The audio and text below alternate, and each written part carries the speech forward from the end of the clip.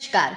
आज हम एक बहुत ही बड़े और संवेदनशील मुद्दे पर बात करें। सवाल है कि क्या अयोध्या बाबरी मस्जिद राम जन्मभूमि के ऐतिहासिक फैसले की समीक्षा हो सकती है। देश के कई दिग्गज न्यायविद लीगल एक्सपर्ट्स अब कह रहे हैं कि सुप्रीम कोर्ट को पूर्व chief justice D Y Chandrachud के हालिया बयानों के आधार पर इस मामले को फिर से देखना चाहिए। उन्हें ये जांचना चाहिए कि क्या बाबरी अयोध्या को लेकर कोई संवैधानिक गलती तो नहीं हो गई थी। ये बहस लगातार तेज होती जा रही कि देश की सबसे ऊंची अदालत के सबसे ऊंचे जज के तौर पर क्या उन्होंने भारत के विश्वास को ठगा है। दरअसल जस्टिस चंद्रचूड़ ने राम मंदिर पर दिए गए सुप्रीम कोर्ट के फैसले पर जो हालिया बयान दिए हैं उसने न्यायिक आस्था की नींव को बुरी तरह हिला दिया है।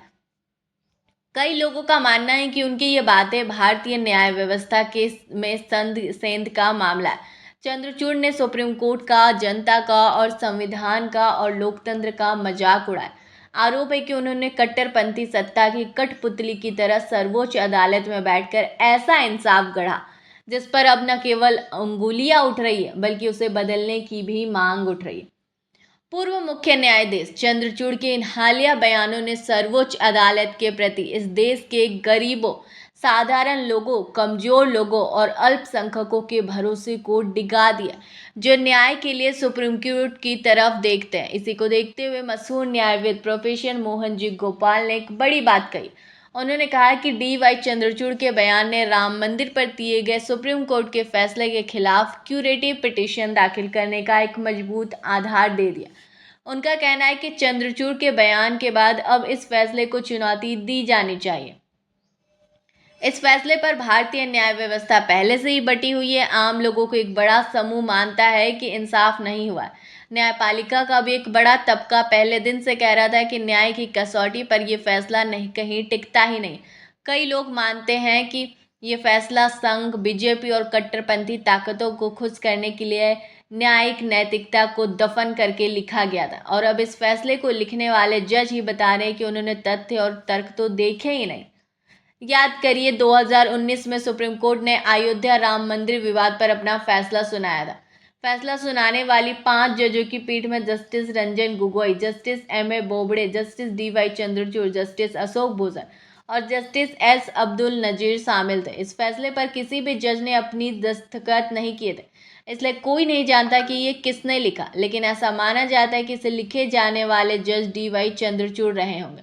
पिछले दिनों डी वाई चंद्रचूड़ ने एक इंटरव्यू के दौरान कहा कि अयोध्या में बाबरी मस्जिद का निर्माण एक मंदिर को तोड़कर किया गया था, जबकि सुप्रीम कोर्ट के फैसले में इस बात का कहीं कोई जिक्र नहीं है। फैसले में साफ लिखा गया है कि एएसआई इस बात को साबित नहीं कर पाया कि बाबरी मस्जिद का निर्माण किसी मंदिर को तोड़कर किया गया था। यानी अब जो चंद्रचूड़ कह रहे हैं वो साफ तौर पर उनकी निजी मान्यता रही होगी और स्वतंत्र न्यायिक व्यवस्था में किसी जज की निजी मान्यताओं का कोई अर्थ नहीं होता। अगर कोई जज अपनी विचारधारा मान्यताओं के आधार पर इंसाफ करता है तो इसका मतलब है कि वो न्याय को रौंद रहा है। इसी आधार पर प्रोफेसर मोहन जी गोपाल, जो देश के दिग्गज लीगल स्कॉलर और नेशनल जुडिशियल एकेडमी के डायरेक्टर हैं, उनका कहना है कि फैसले के खिलाफ क्यूरेटिव पिटीशन दाखिल करा जाना चाहिए।